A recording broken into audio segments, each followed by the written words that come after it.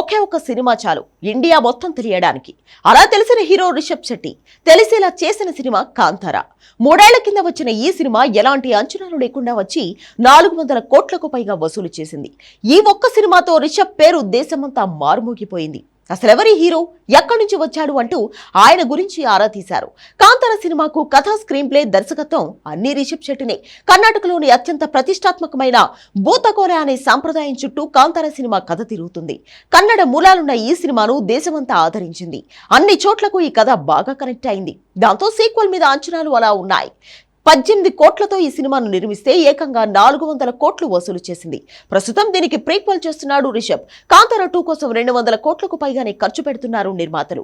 చాలా కష్ట నష్టాలకు ఓర్చి ఈ సినిమాను తెరకెక్కిస్తున్నాడైనా. నిజానికి రిషబ్ కాంతారా పార్ట్ 1 తీస్తున్నప్పుడు ఎన్నో సమస్యలు ఎదుర్కొన్నాడు.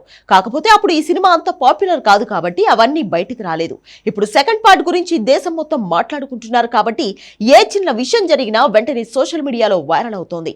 ఫస్ట్ పార్ట్ షూటింగ్ జరుగుతున్న సమయంలో బెంగళూరు దగ్గరలోని షూటింగ్ ప్రాంతంలో పర్యావరణానికి హాని కలిగిస్తున్నారని స్వయంగా అటవీశాఖ మంత్రి చర్యలకు పూనుకోవడం అప్పట్లో సంచలనం రేపింది.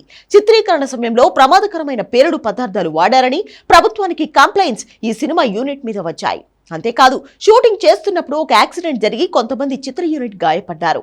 అదీ కాక కపిల్ అనే జూనియర్ ఆర్టిస్ట్, రాకేష్ పూజారి అనే నటుడు, కళాభవన్ నిజు అనే మరో నటుడు కూడా నెల రోజుల వ్యవధిలోనే సినిమాలోనే చనిపోయారు.